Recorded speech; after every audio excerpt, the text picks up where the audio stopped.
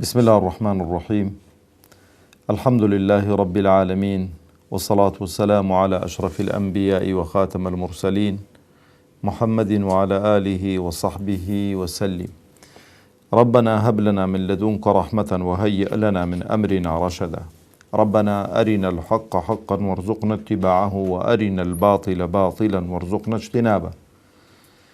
ربنا اغفر لنا ولإخواننا الذين سبقونا بالإيمان ولا تجعل في قلوبنا غلا للذين آمنوا ربنا إنك رؤوف رحيم آمين. بنراني برز خوشويست مسلماناني عزيز، سلام و رحمتي خواهی پروردگار برجه بسر همولایک مانده. خواهی پروردگار عاقبت خیر من بکا، سربرزی دنیا و قیامت من بکا، داهاتو من لرابردو من باشتر بکا، بمسلمانی بمان جنه، بمسلمانی بمان مرینه، بمسلمانی زندی من بکاتو انشاءالله تعالی. ولخواهی پروردگار داواکارین که او برنامه بخات ترازوی چاککان من و ترازوی چاککان مانی پی قرص که انشاءالله تعالی. خوش شویستانم. لا درسی سیم دقینا خزمت بابتی چیدیکا، خالی چیدیکا لو بها برزانەی کە پێویستە ئینسانی ئیماندار لە خۆیاندا بێنێتە دی، ئەویش ئەمانەت پارێزیە.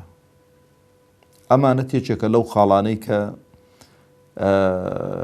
دینی ئێمە قورئان و فەرمودەکانی پێغەمبەری خوا عەلەیهی سەڵات وسەلام تەرکیزیان لەسەر کردووەتەوە و پێغەمبەری خوا عەلەیهی سەڵات وسەلام هاوڵانی لەسەر پەروەردە کردووە. و ئەو خەسڵەتی پێغەمبەرانە عەلەیهیمو سەڵات وسەلام هەر بە کورتووی کەلیمەی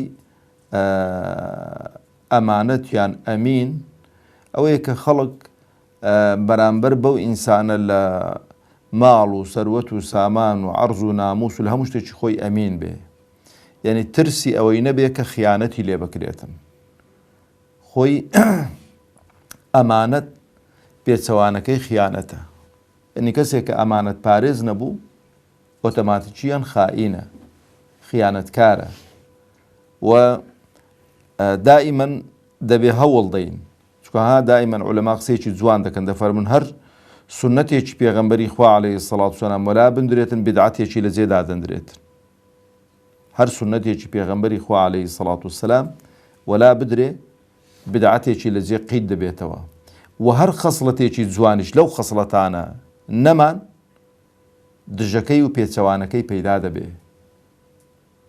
دژەکەی و پێچەوانەکەی پەیدا دەبێ. لەبەرەوە تەماشەکەن لە ناو عەرەبەکاندا پێش هاتنی وەحی بۆ پێغەمبەری خوا عەلەیهی سەڵات وسەلام، پێغەمبەری خوا عەلەیهی سەڵات وسەلام مەشهوور بووە بە ئەمین، یعنی خیانەتکار نەبووە. خەڵک لێی نەترساوە کە خیانەتی لێ بکاتن. لەبەرەوەش پێویستە ئێمە وەکو موسڵمان هەوڵ دەین ئەو خەسڵەتە زیندی کەینەوە لە خۆماندا. جا ئەمانەت پارێزی برا شیرنەکانی خۆم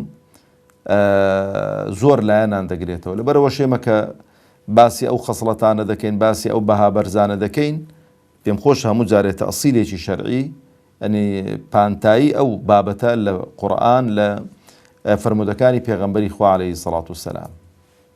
یەک خاڵ زۆر گرینگە پێم خۆشە هەڵوەسەی لەسەر بکەم، ئەویش چوونە بەهەشتی خوای پەروەردگار تەبارەک و تەعالا برا شیرنەکانی خۆم. ئەوەندەی کە خوا و پێغەمبەری خوا عەلەیهی سەڵات وسەلام پەیوەستیان کردووە بەو ئەخلاق و ڕەوشتە جوانانە کەمتر نییە لەوەی کە پەیوەست کراوە بە جێبەجێکردنی تاعەت و عیبادەت و خواپەرستیەکان. ئەوەندەی کە ئینسان پلە و پای بەرز دەبێتەوە بەو بەها بەرزانە کەمتر نییە لەوەی کە پلە و پای بەرز دەبێتەوە بە تاعەت و نوێژ و ڕۆژ و زەکات و حەج و ئەو فەرمانانەی کە خوا کردووینی. لەبەرەوەی ئینسان ناکرێ فەرق و جیاوازی بکەین لە نێوان نوێژ و زەکات و حەج و ڕۆژ و لەگەڵ ئەو بەها بەرزانە، چونکە هەمان ئەو خوای تەبارەک و تەعالا کە ئەمری کردو دەفەرمێ ئەقیموا الصەلا، هەمان ئەو خوایش ئەمرمان پێدەکا کە ئەمانەت پارێز بین. هەمان ئەو خوایش ئەمرمان پێدەکا کە سادق بین. هەمان ئەو خوایش ئەمرمان پێدەکا کە دادگەر بین. يعني صفة عدل مان تێدا بێتن. لەبەرەوە ضرورە ئینسانی ئیماندار نەک هەر نوێژێ بکات و ئەو جا خەسڵەتەکانی لە مسلمانان نەچن بڵێن وەڵا ئەوە گورگە و دەپیستی مەڕێدا خۆی حەشارداوە. لەبەرەوەش دوایە کە دەینە سەر فرمودەکانی پێغەمبەری خوا عەلەیهی سەڵات وسەلام زۆر بەڕاشکاوی بۆمان دەردەکەوێتن کە ئەوەندەی کە تەشجیعی ئیمانداران دەکرێت کە خۆ بڕازێنەوە بەو خەسڵەت و سیفەتە جوانانە کە ڕەنگ دەدەنەوە لە ناو کۆمەڵگە و مجتەمەعدا کە ئەوە زۆر زەرورە، چونکە عیبادەت و خواپەرستی برا شیرنەکانی خۆ کەسێک کە نوێژی باش دەکا بە ڕۆژوو دەبێ زەکات دەدا حەج دەکا خێر و یعنی خێر و سەدەقەکە کە پێویستە بە خەڵکی ئەو چوارانە کەلیمەی تەوحید و لا ئیلاهە ئیلا الله دێنێ، ئەو هەمووی مەربوطە بە مابەینی خۆت و خواوە. ئەوش لێرانە یەک شت ڕۆڵ دەبینی کە ئینسان تا چەند پاداشت وەردەگرێتەوە، تا چەند خوا لێ قبول دەکا، مەدای ئیخلاس و دڵسۆزی ئەو ئینسانە بۆ ئەو عیبادەت و خواپەرستیانەی کە دەیکا ئەوجا بە شێوازێک ئەنجامیان بدا کە پێغەمبەر کردوێتی عەلەیهی سەڵات وسەلام.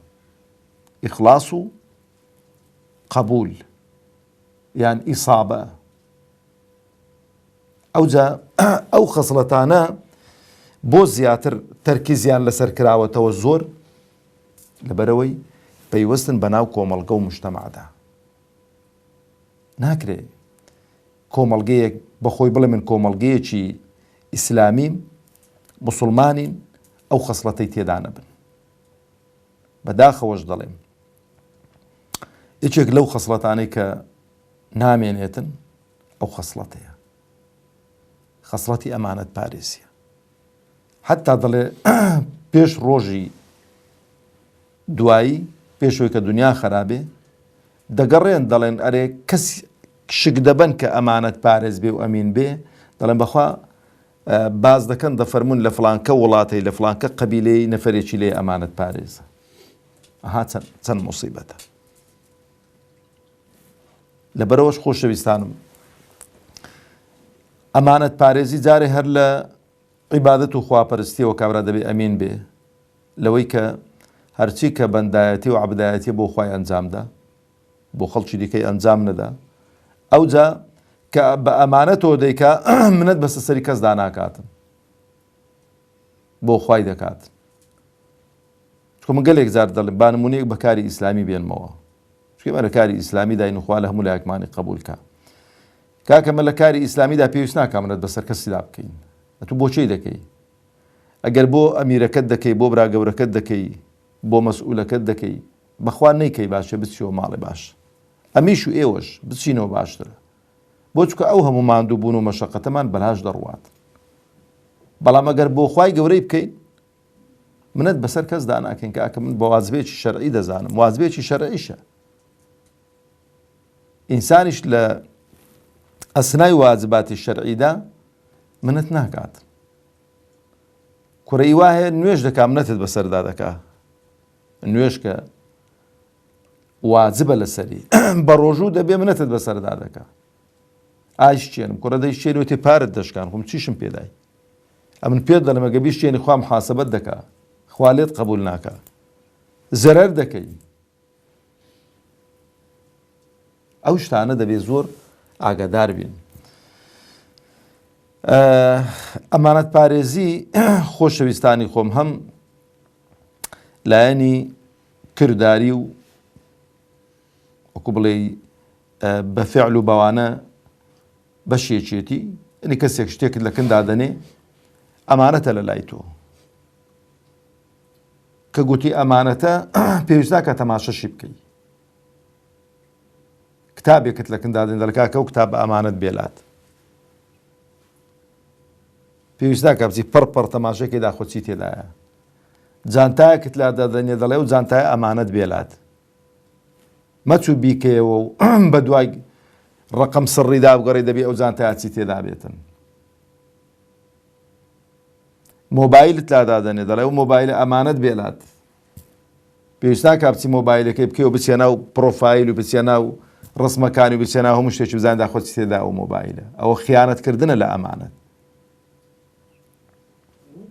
قسەیەکت لەکن دەکاتن دەڵێ کاکە ئەو قسەی ئەمانەت بێتن. ئەوە گەورەترین خیانەتەوەی ئەو قسەیە بجێڕیەوە لە شوێنێکی دیکە. با قازانجیویشی تێدا بێت، با قازانجیویش تێدا بێت. چونکە ها پێغەمبەری خوا عەلەیهی سەڵات وسەلام هەندێک فەرمودەی فەرموون لە لای هاوەڵان، لە لای هاوەڵان. ئەو فەرمودەیە قازانجی لەوانەیە زۆر ئیماندارانی تێدا بوو بێت،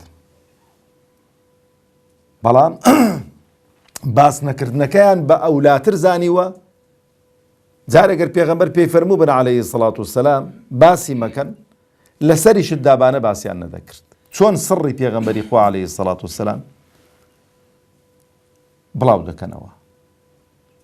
یەکێک لەوانە حوذەیفەی کوڕی یەمان کە جێی سڕی پێغەمبەر بوو عەلەیهی سەڵات وسەلام، ئەمانەت پارێزی پێغەمبەر بوو عەلەیهی سەڵات وسەلام، ناوی هەموو منافقەکانی پێگوتووە. تەماشەکە گەل لە لایەکی دیکە تەماشەی کە ئینسان ها لێرە شەیتان فێڕەت لێ دەکات لە دوای وفاتی پێغەمبەری خوا عەلەیهی سەڵات وسەلام. ئەمانەت پارێزی دەبی ئاوا بێت. پێغەمبەر پێی دەفەرمێ عەلەیهی سەڵات وسەلام ناوی منافقان بە کەس نەڵێ حوذەیفە، بەڵام بە خود بیان ناس. ئەگەر مەسلحەت و قازانجی تێدا بایە، پێغەمبەر عەلەیهی سەڵات وسەلام چوو سەر میحرابێ و لە ڕۆژی جومعە یەک ناوی بە هەمان دەگوت، فلان و فلان و فلان و فلان و ئەوان هەموو منافق. لەبەرەوەی لە شەریعەتی ئێمەدا کابرای منافق حکمی ظاهری موسڵمانبوونی بەسەردا دەسەپێت، چونکە ئیعلانی شایادەی کردو و دێتە مزگەوت و نوێژ دەکا و بە ڕۆژوو دەبێ و زەکات دەدا و بەڵام لە ناخیدا ئیماندار نییە. ئەوەش خاڵێکی زۆر گرنگە کە ئەمە پێویست ناکاتن محاسبەی خەڵکی بکەین لەسەر ناخیان، چکۆ عایدی من عایدی خوایە. لەبەرەوە کە پێغەمبەر وفات دەکا عەلەیهی سەڵات وسەلام نایە حوذەیفە ئیجتیهاد بکا بڵێ جا پێغەمبەر نەماوە خەلیفەی موسڵمانانەوە لێرانێ دەبێ ئەو بیان ناسیت. ناچێتەکەن ئەبوو بەکری ڕەزا و ڕەحمەتی خوای لەسەر بڵێ وەڵام من ئەمانەتێک مالایە، ئەو ناوانەی پێگوتوم وەختی خۆی پێغەمبەری خوا عەلەیهی سەڵات وسەلام فلان و فلان و فلان هەموو منافق. بەڵکو ئەبوو بەکری سیدیق تەکلیفی لێ کرد یەک ناویشی پێ نەگۆ، بەت یەک شتم پێ بڵێ، چت پێ بڵێ ئەبوو بەکر ئەو ئیمامی عومەر ڕەزا و ڕەحمەتی خوای لەسەر بێ، ناوی من لەو منافقانەدا هەیە یان نا؟ فەرمووی نا، هەر ئەوەندا. جاوجاتیان دەکرد ئەبوو بەکر و عومەر و ئەو سەحابە گەورانە عەشەرەی مبەشەرە، کە بۆ معلوماتان حوذەیفەی یەمانی لە عەشەرەی مبەشەرە نییە، لەو دە سەحابانە نییە کە پێغەمبەری خوا عەلەیهی سەڵات وسەلام مژدەی بەهەشتی پێداون لەسەر دونیا. خۆ گومانمان لە پاچی و ئەوانەی ئینشاءڵڵا هەمیان ئەهلی بەهەشتن. بەڵام مەسەلەی سڕ و ئەمانەت زۆر گرنگ بۆ لەلایەن. تەماشایان دەکرد کە کەسێک دەمرد، سەحابەیەک دەمرد لە مەدینەی، ئەگە حوذەیفە چوو با نوێژی لەسەر کرد باوی دەچوو نوێژیان لەسەر دەکرد. ئەگەر حوذەیفە خۆی غافڵان بایە نەچوو باە دەیانزانی منافقە و نەدەچوو نوێژی لەسەر بکەن.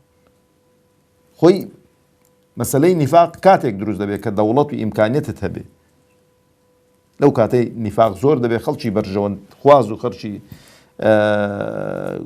بوودەڵە و هیچ لە باراندان نەبوو ئیعلانی موسڵمان بوونی خۆیان دەکەن بۆی کە بەرژەوەندیەکی شەخسی جا لە ترسان بێیان لە برسان بێتن. ئەو جا خۆشەویستانم ئەمانەت پارێزیەکی دیکە وەکو گوتمان کە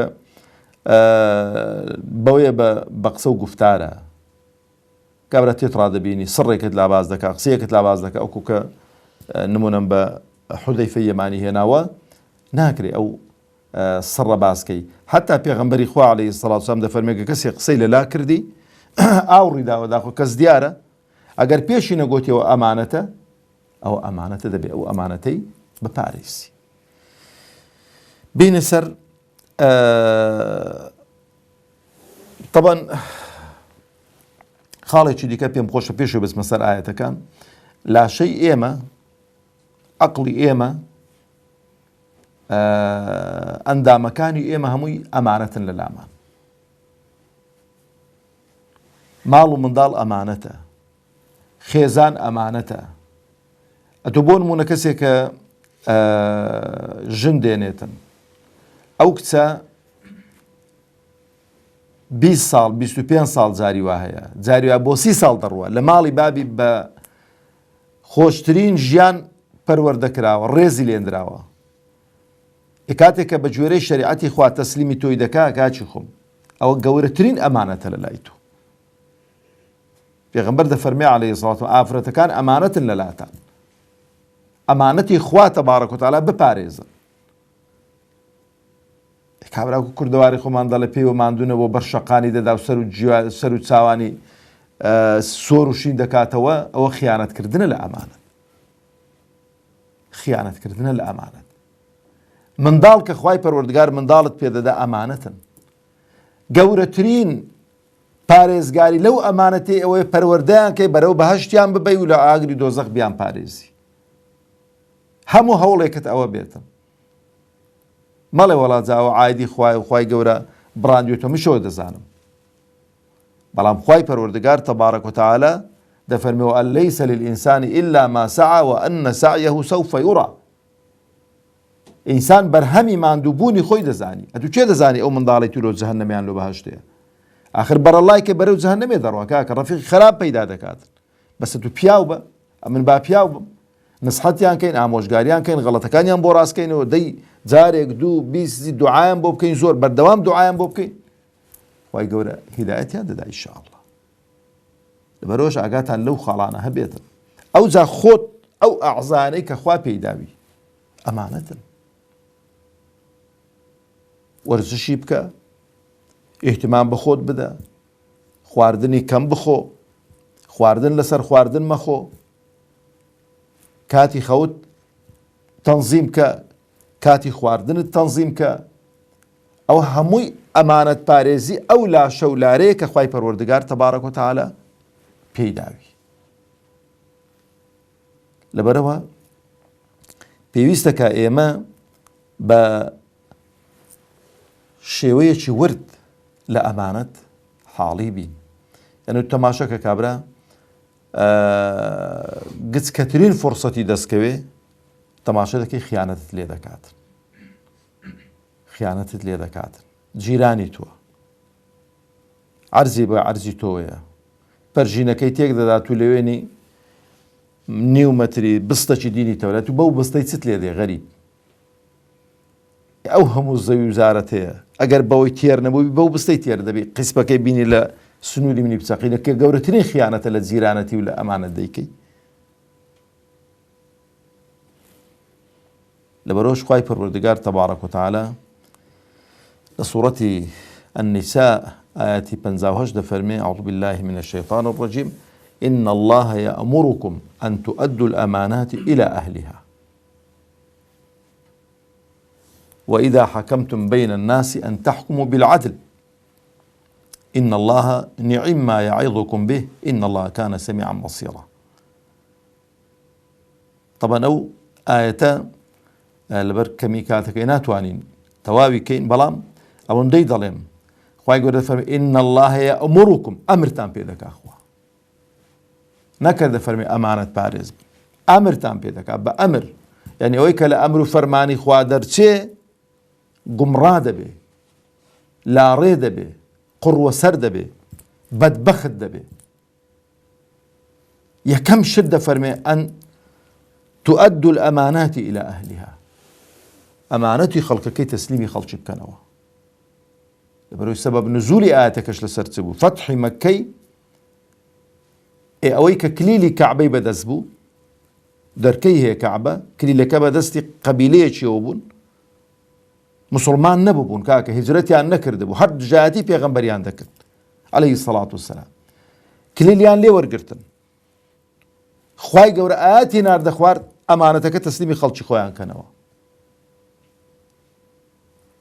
پیغمبر نيفرمو عليه الصلاة والسلام خواي جان خو والله قصيتو حق هواي وبلام أوانا هر دجاتي ميان كردو جاتي ديني تويان كردو جاتي خو خواي قورو يدزانيت ببيدن جي كليلي لا مامي خوي ورقرتو تسليمي واني كردو فرموي هیچ کەسێک لێتان وەرناگرێتن ئیلا زاڵم و ستەمکار نەبێت جاوە هەموو شتێکی دەگرێتەوە شتێکی گرانبەهای لە کنداناوی ڕۆیشتووە تەسلیمی کەوا هاتەوە کاکە مەڵێ وەڵا جانەزانم چی لێ هاتوو بەخوازە زەرەرم کردو 1001 ئەو بینو بەس بۆ خواردنی ئەو ئەمانەتەی کە لە کنتدان دراوە دەرسی داهاتوو ئیشاڵڵا ئەو بابەتەی تەواو دەکەین ئەگەر تەمەن باقی بوو. وصلى اللهم على محمد وعلى آله وصحبه وسلم.